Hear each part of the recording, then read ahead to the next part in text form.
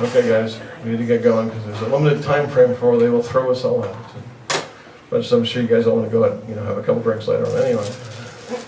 Keep in mind the store officially closes at 8, so you need to buy anything you need to buy before then because the cashiers close up and they all go home. I imagine we might still be here partying a bit, but buy your stuff before then. And you think this is a road, but at least once every week someone comes up and says, "But I need to buy this." Anyway, my name is Dwight. I run the science fiction here. I'm not going to recite the entire July schedule to you. Tomorrow, Wendy Wagner is here for her second novel, her first book, Baby Robot, and that should be fun. And then I'm done for the week, except for a few other problems. And I learned a lesson: never hold events on the Friday before July 4th. That was a real dead Friday. We had a lot of fun and took the author out at dinner, but not the kind of crowd we should have got. Everybody else was out partying somewhere else for the 4-day weekend. So we're here for the third week of Clarion West, and Eddie's going to come up here and carry it off here. Take it away, Eddie. All right. Thanks.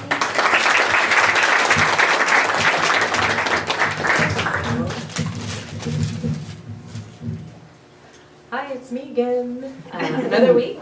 Good evening. I'm Rashida. I'm a member of the board of directors at Clarion West. I'd like to thank you all for joining us for the 2017 Clarion West Writers Workshop Summer Reading Series. This is the 34th year of the annual Clarion West Writers Workshop. Our mission is to provide a world-class educational opportunity to emerging writers of speculative fiction. The chance to showcase the work of amazing instructors like John is a big part of that opportunity. Thank you to Duane and the University Bookstore for partnering with us for these events. This series would not be possible without the generous support of the National Endowment for the Arts, Amazon.com, the Seattle Office of Arts and Culture, King County for Culture, the University Bookstore, the Seattle Public Library, and many individual donors, some of whom are in this room, so thank you. The readings continue through the 25th at the University Bookstore. There'll be 2 readings that will be held elsewhere. That'll be at the Downtown Library on the 11th of July and July 18th. Did I say June 25th just now? No, okay. Just checking. Sorry, I didn't know. Good. So the July 18th reading is pretty special. It's at the Downtown Library. It will start at 6 p.m. with an hour of original and DJ music by Gabriel Teodoros. And if all of those dates are kind of hard to remember, do be sure to grab one of these little yellow flyers. It's got the full schedule on it, and so you'll know where to be on what days. Also, the Clarion West Write-a-thon is officially underway. It's our biggest fundraiser of the year. Think about a walk-a-thon with words. So if you're a writer participating in the Write-a-thon, could you raise your hand? Look around. Round of applause. Good job. So this year we have over 200 writers from all over the world signed up, living and dead, apparently. And they've set writing goals. Mary Shelley is still on. Yeah, okay. So these writers have set their writing goals, and they're now recruiting sponsors to show their support by making a donation to Clarion West. So the sponsorship is really important, not just to Clarion West, but to the individual writers who will be writing to fulfill their goal and support the workshop. If you didn't raise your hand, I encourage you to consider sponsoring one or more of these writers. Visit www.clarionwest.org to browse writers' profiles, read excerpts of their work, learn about their goals, and sponsor the writer or writers of your choice. So thank you for your support. I'm going to invite the workshop director, Hugh Evans, up to tell you more about tonight's speaker. Thank you.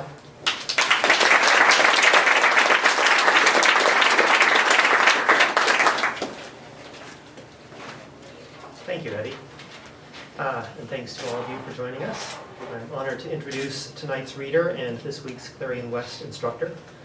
John Chu joins us from Massachusetts, where in addition to writing fiction, podcasting, voice acting, and translating stories from Chinese, he designs microprocessors and indulges a passion for musical theater. He's also a classically trained singer himself. On top of that, John is, as our students can attest, a brilliant teacher. This week, as he's been reading and critiquing their work, he's helped them assemble a tool set that they'll carry with them into their careers as writers. Tools to design, assemble, revise, and execute the phenomenal fiction for which they will soon be famous. John's fiction has appeared in Lightspeed, Asimov's, Tor.com, Clarkesworld, Uncanny, the Boston Review, and others. His Tor.com story, The Water That Falls on You from Nowhere, won the Hugo Award in 2014, And another Tor.com story, Hold Time Violations, was reprinted in the Best Science Fiction of the Year, Volume 1. In an interview at Uncanny Magazine, John mentioned that he's been writing since about the same time he started learning English at the age of 6, and that the exposure to 2 very different languages gave him an early appreciation for the precision of words and the subtleties of meanings. When you read his work, this linguistic sensibility is manifest in the exquisite elegance of his prose, a gentle elegance that carries his stories effortlessly into the mind of the reader. And whether he's emoting about mounting complexities of exotic technologies or unraveling the Gordian knots of familial tension, his stories inhabit and expand that virtual space in which we as readers gain new understandings of ourselves, others, and the potentials for existence. Please join me in welcoming John Chu.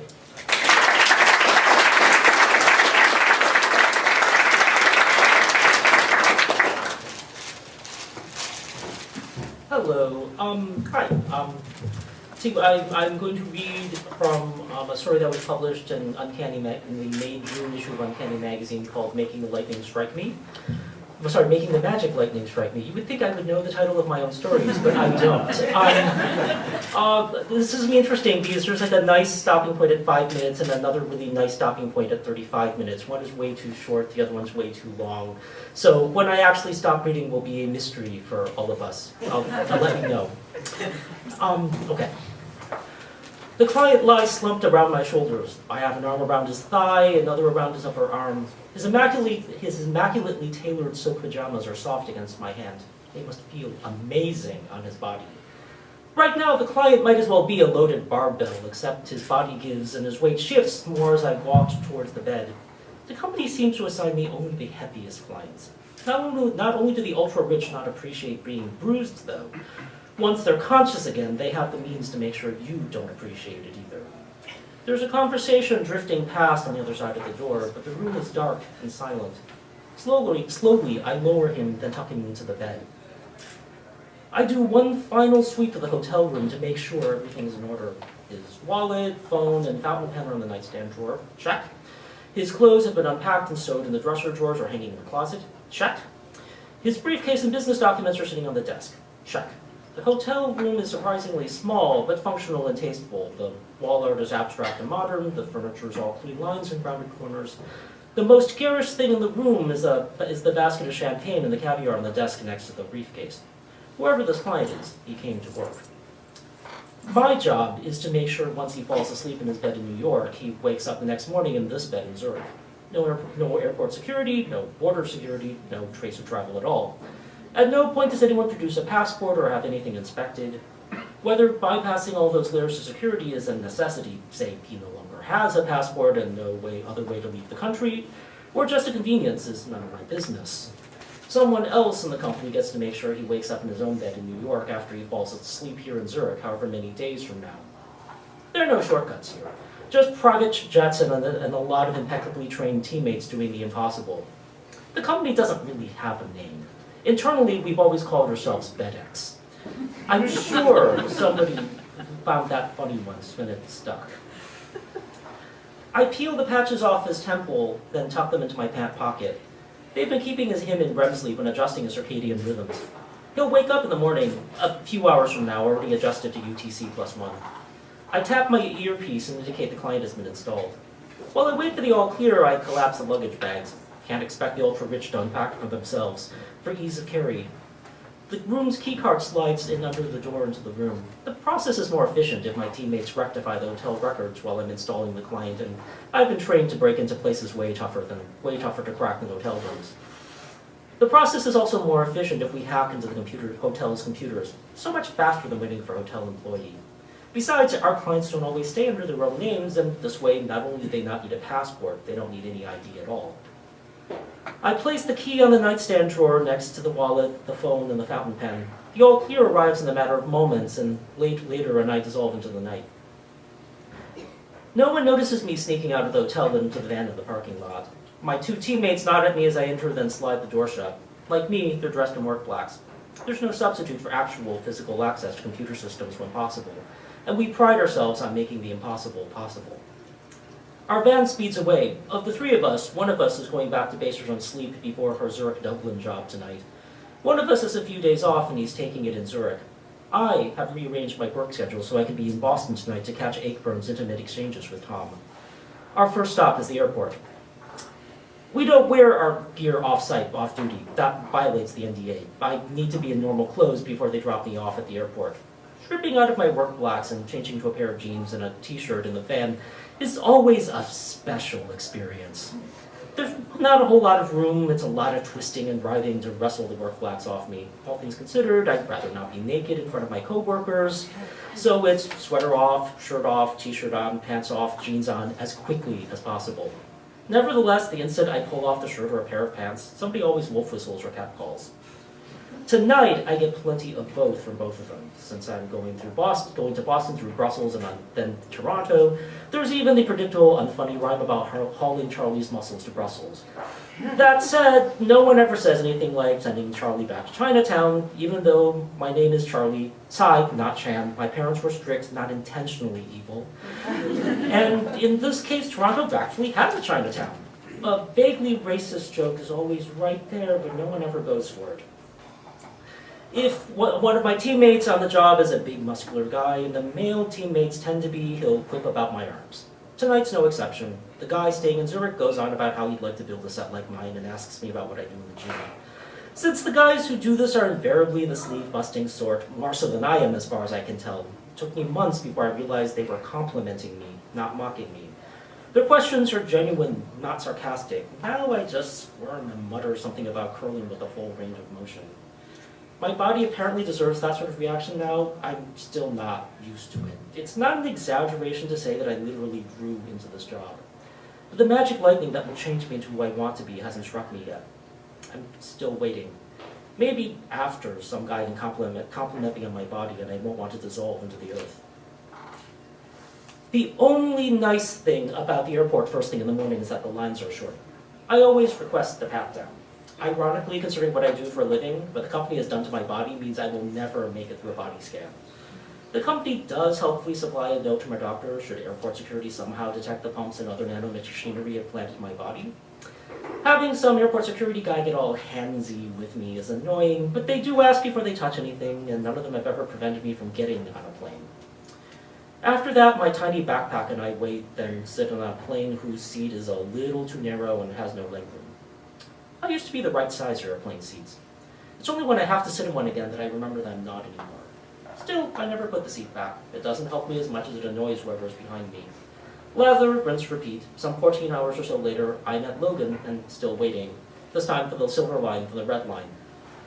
It'd all be much easier if I could fall asleep in Zurich and wake up on my bed in Boston. No lines, no waiting, no convincing U.S. Customs that I'm a U.S. citizen, even though the customs official has my U.S. passport in hand. Magically, I cross international boundaries without customs even noticing. Someone ought to come up with a service that does that. The rich, of course, play by different rules than you and me. Tom is waiting for me just outside the theater. I see him as I sprint down Mass Ave, past the fish place, ducking and weaving around the sidewalk crowd. The flight arrived in Boston with just enough time for me to get home, pound down 32 ounces of protein shake, change into a belted pair of chinos and the dress shirt that fits, then get back onto the T to Central Square. The sophisticated technology inside me is playing all sorts of games to keep me awake and alert. It'll be fine as long as I get some rest after the play. He waves when he spots me. We met in grad school, in the university weight room actually. I was the guy trapped between a loaded bar and the bench. He was the guy who set the bar on the rack, then rather than laughing, quoted Kendra and Ebb at me. We may have bonded over the distinction between a cast album and a soundtrack. He showed me how to lift properly. We saw shows together. Sometimes his boyfriend of the moment joined us. We kept in touch through text after graduation. He moved here about a year ago for a residency at Mass General. Since I'm not in town a whole lot, we still text each other all the time. Tom is this walking shard of sunshine, all golden and warm even on this winter night. He's rocking the grizzled face, cargo pants, and broken-in leather work boots. Even the bulky winter coat looks good on him. It's hard not to despair a little when I look at him. It's hard to remember the rest of the world exists when he smiles. All of that company training must be good for something, though, because even as I see nothing but him, I don't crash into anyone. It's only when I reach him that I realize he's by himself. He hugs me. It's weird to be able to look at him eye to eye. He's never pointed out that I do that now. Maybe a few years apart are enough for him to forget that I used to be shorter than him. Where's Andy, I ask.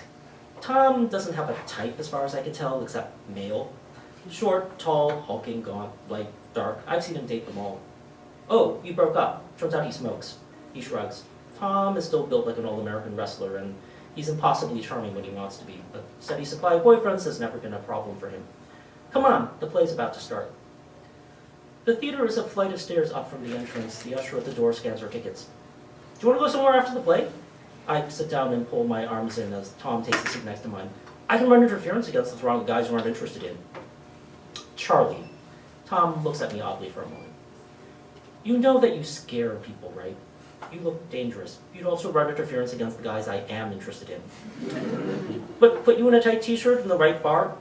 You don't think I'm dangerous, do you? If anything, I think of myself as more cuddly than dangerous. I remember when you still had a neck. The lights go down, and the play starts. Alan Ayckbourn's Intimate Exchanges doesn't get produced much. It's a cycle of 8 plays, each of which have 2 endings, or one play with 4 junctures where a character's choice causes a play to go in one of 2 directions. Doing all 8 plays in repertory would take up an entire season. In this production, 5 seconds into the play, Celia always decides to smoke the cigarette. Whether Lionel goes on a date with Sylvie depends on which performance you catch. The audience makes the next choice itself, then the production makes the next choice itself, then polls the audience to decide which of the 2 possible endings they perform. Not even the actors know which ending they're headed towards until the end of the penultimate scene, with the dialogue from the ending they're about to perform plays over the sound system.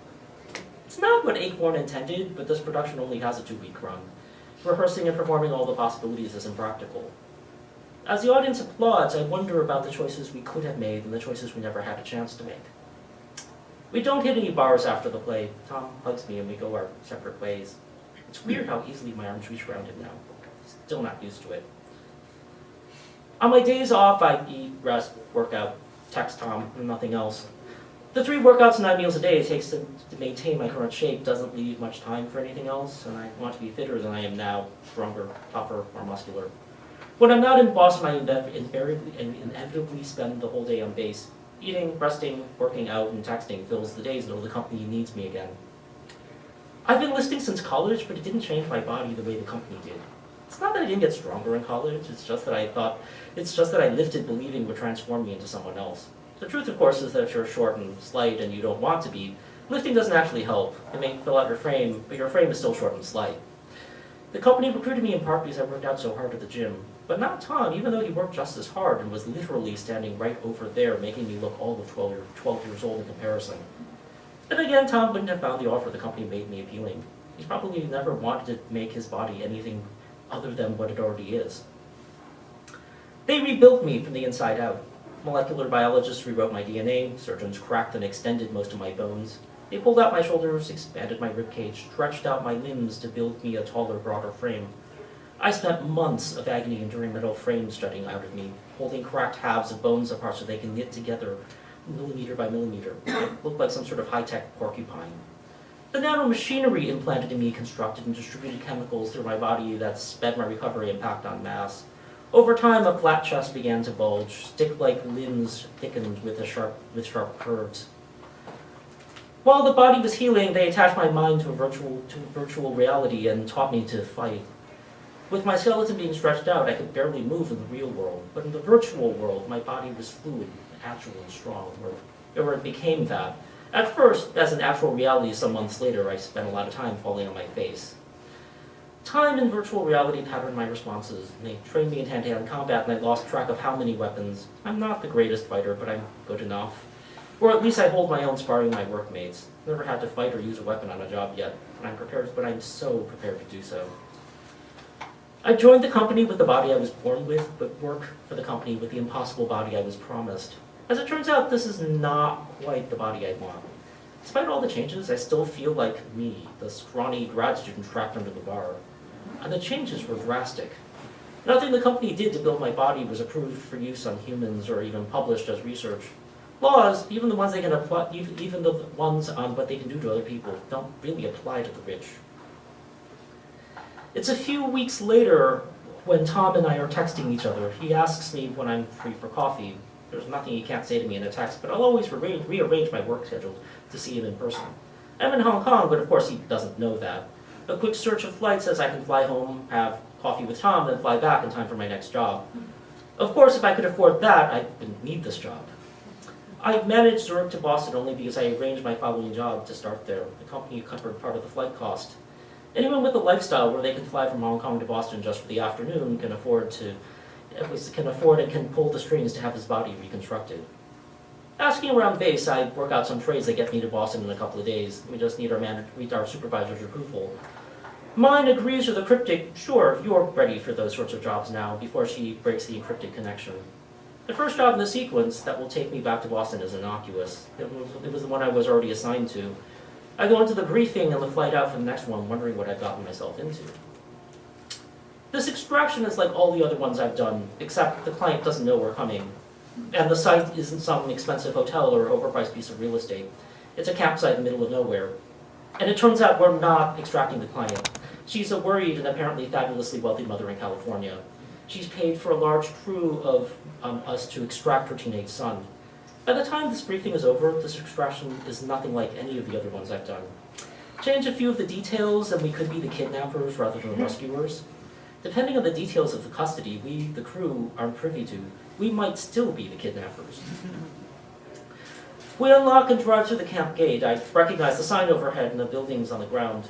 Conversion camps stay around as long as there are parents who want to make their son a real man, I guess. The barracks are cold and dark. It stinks of sweat and urine. The kid is chained to his bed, welts cover his body. Camp's techniques apparently haven't changed, and he's apparently as bad at being a real man as I am. It's hard to look at the rows of sleeping teenagers without being reminded that they are me when I was their age. A teammate hands me a set of keys and I snap too. The patches that will keep him in REM sleep fit snugly over his temples.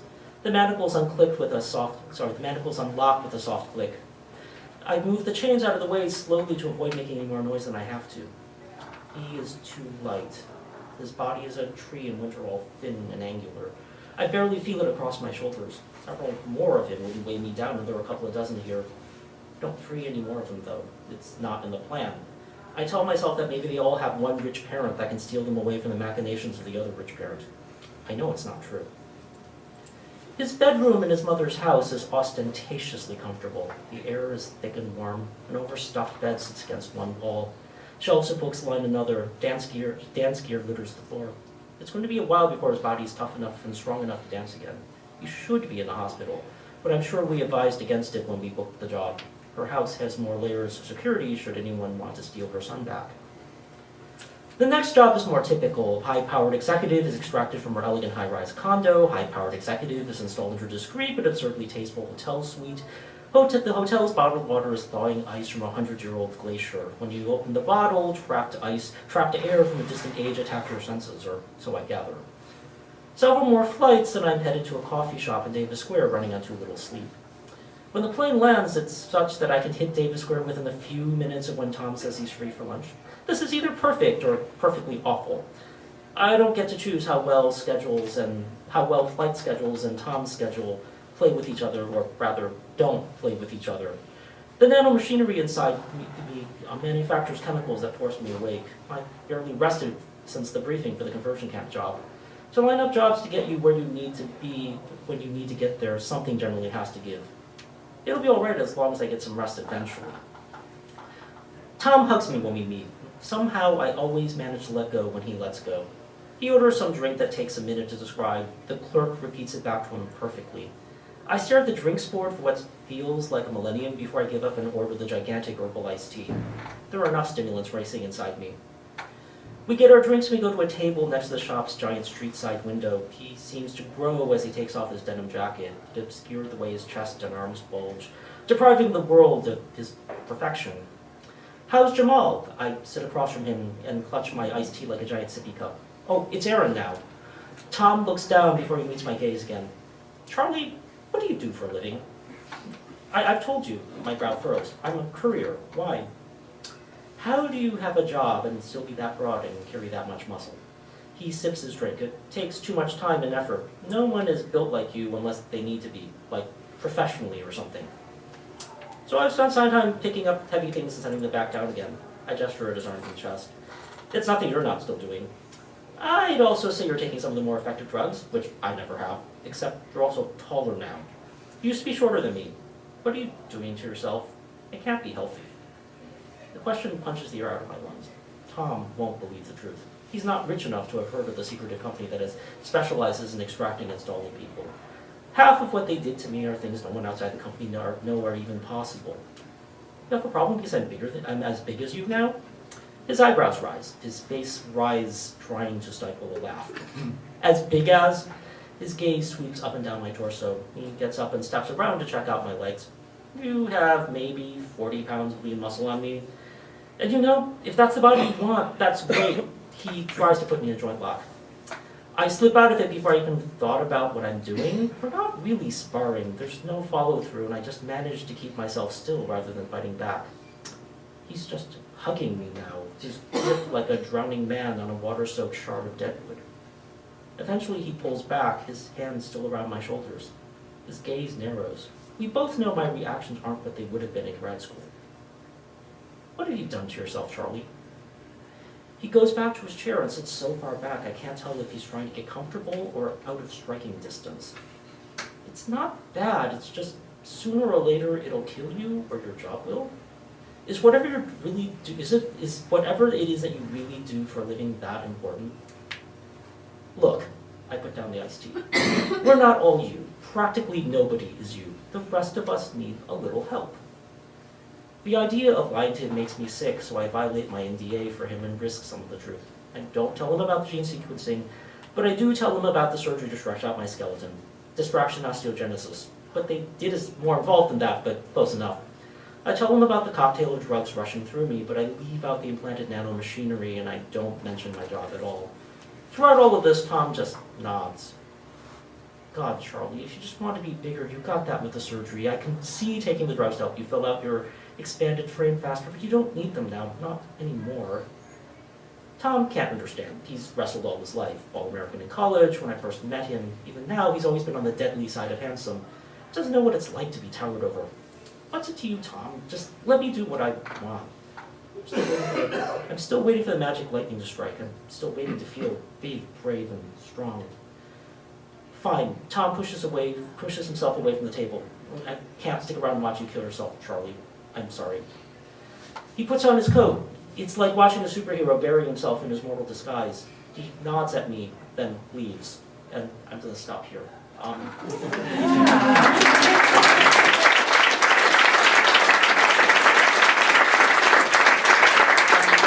Like the story is published at Uncanny. It's in the May June issue. So if you go to like uncannymagazine.com and then search for me, that story and one other story should pop up.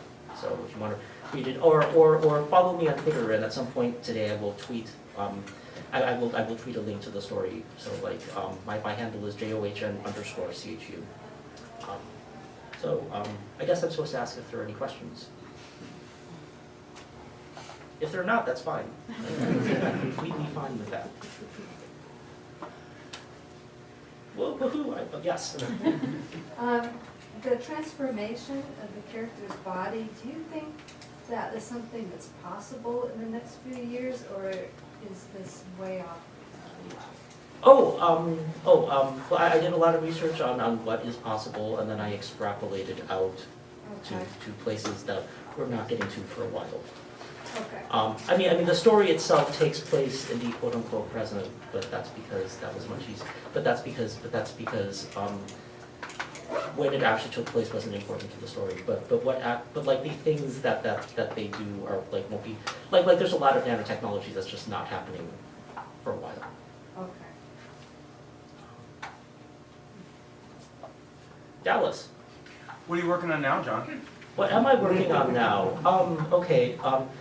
No, it's funny because I have a short story due. So right now, I actually have to write a short story this week, which I think is the funniest thing ever. But let's see that and and there's something that I'm working on that my agent and I still need to chat about. Yeah, I think that's probably the best way to put it is that. It'll be amazing if it happens, and if it doesn't, whatever. But I need to talk to my agent. Yeah. One of my standard questions and non-standard questions. So without giving anything away to your class, what are the tools and techniques that you plan to delve into this week? Because it seems to me that handling a novel or even a good short story takes an awful lot of management, much more than most people think about.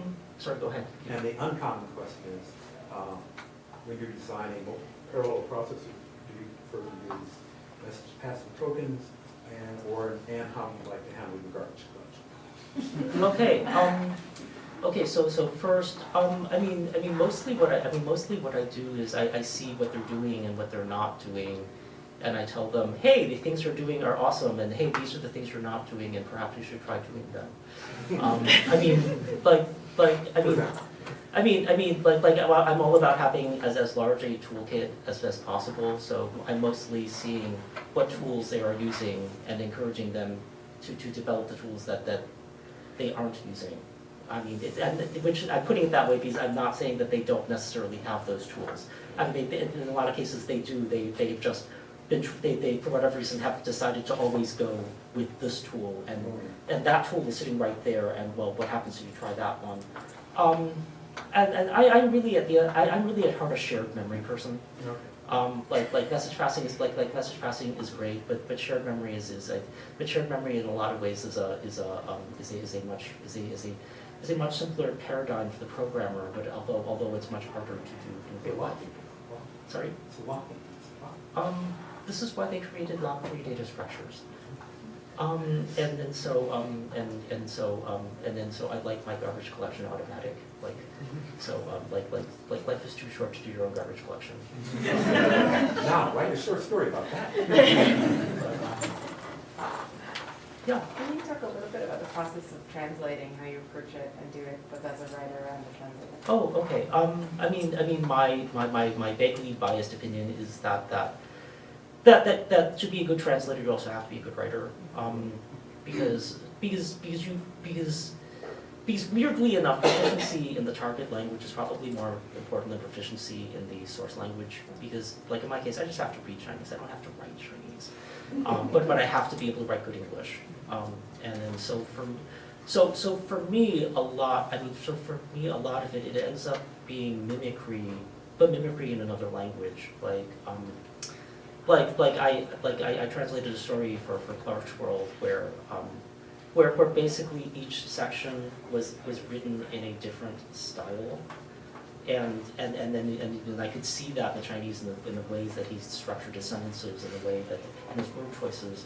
So then I had to find an equivalent style in English that would generate the same effect that the Chinese styles had, and then write everything in that style while maintaining the same meaning, which was. It's much more fun in retrospect than it was. Because part of it is that one of the styles was very very spare and then very sparse, which is much easier in Chinese than it is in English. So it's not fair. You picked the styles that was easier in your own language, and I'm stuck trying to replicate them in English. But like I said, but a lot of it is that it's interesting because on one hand you have to be a good writer, but on the other hand you also have, you also in a lot of ways you have to be a good mimic, which is not necessarily good writing. Because you have to be able to replicate somebody else's style, albeit in another language, and then that's not generally what you do as a writer. So it's tricky. Yeah. For instance, you're a writer yourself, you're fluent in both languages. Do you ever have the problem that you're going from one language to the other and you could improve it from what they've done, and you have to make decisions instead of stick with what they actually said in the other language? The equivalent is not the. You're very important.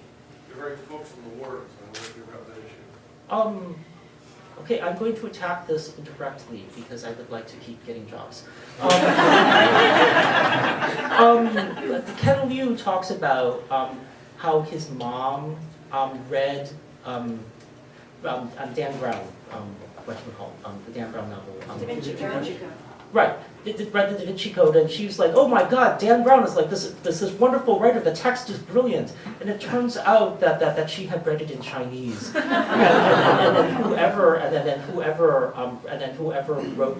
did the translation to Chinese basically improved the text.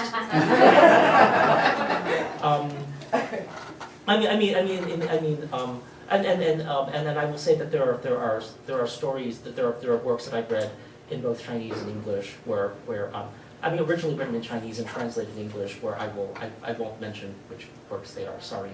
Where I look at the English and it's like where the English is very clearly an upgrade. Part of it is that, as far as I can tell, the Chinese publishing process does not involve a whole lot of copy editing. Or so it seems. So I think part of it is that, but I have seen stuff like that happen.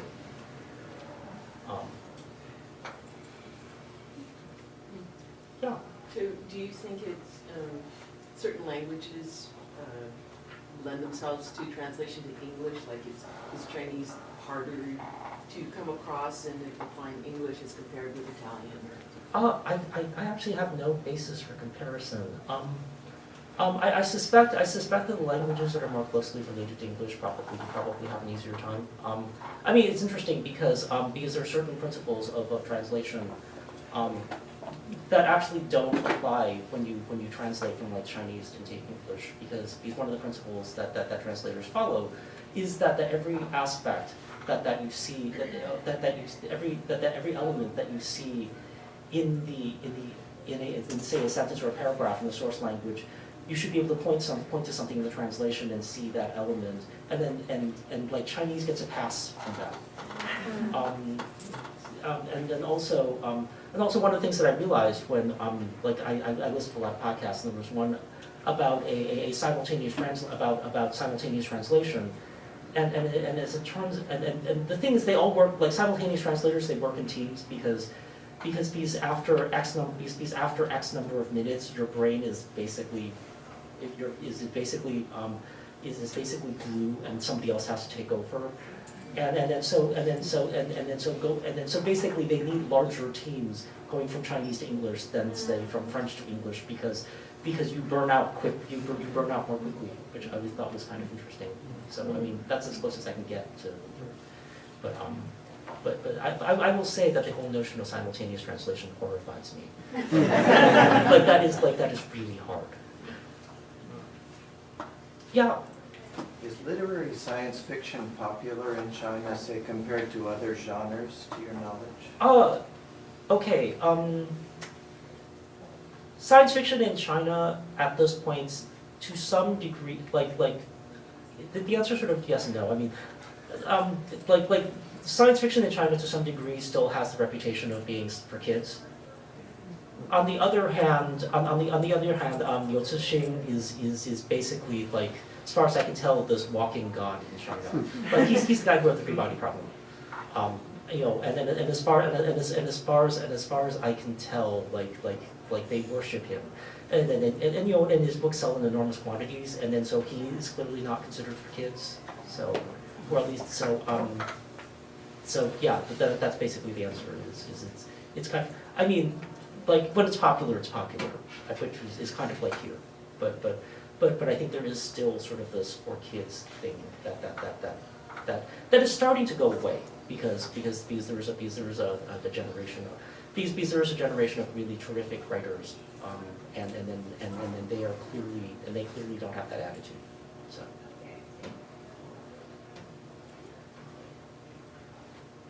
You first. Do you dream in both languages? That's it. Maybe I definitely remember having this dream where I'm arguing tax law with my dad in beautifully fluent Chinese, which is weird because my Chinese is fluent, but I don't actually have the vocabulary for tax law. So maybe. Did you have a question? Yeah, topic matter. Science fiction topic matter from one place to the other, as in Chinese and English, American, UK, whatever. Are you finding that there's a difference in the actual science within, or? Okay, so if we start with something like the three-body problem, like the three books in the three-body problem trilogy, like the actual trilogy has some incredibly pretentious name, like the Remembrance of Earth's Past or something.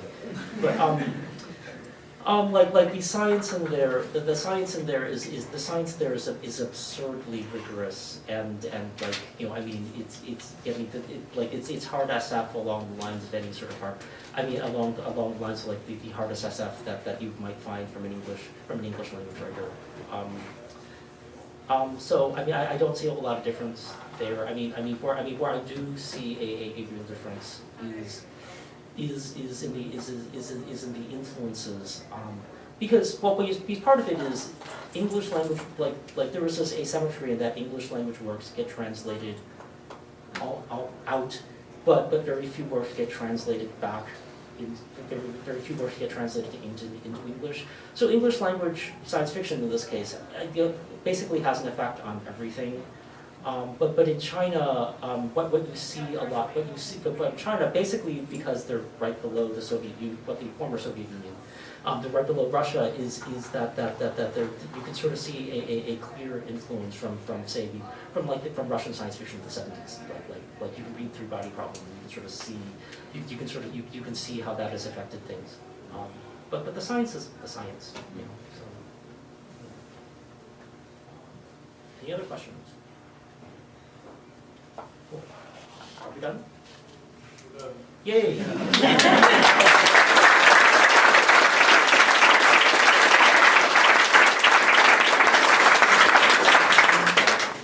I find it hard to believe that I'm actually going to have to sign anything.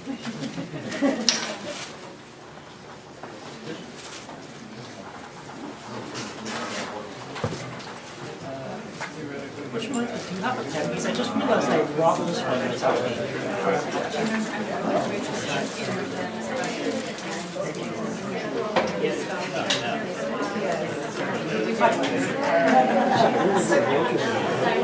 Yes, most of it's on the web. Yeah, exactly. Fireplace and then just go with the color, yeah. It happens more often than you're right, it's got